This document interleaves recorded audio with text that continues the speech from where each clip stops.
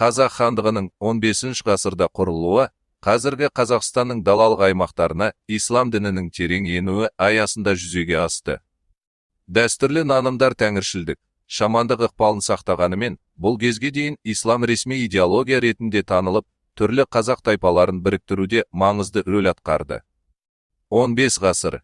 Қазақ хандығының құрылуына 1465 жыл қарай ислам, әсіресе элита арасында және оңтүстік аймақтарда жеткілікті түрде орныққан еді.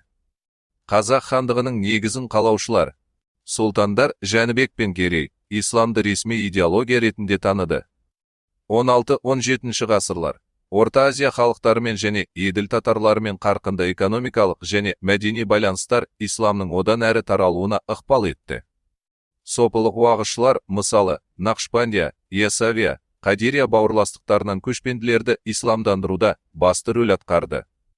Исламның таралуының маңызды орталықтарының бірі Қожа Ахмет Ясауи кесенесі орналасқан Түркістан қаласы болды.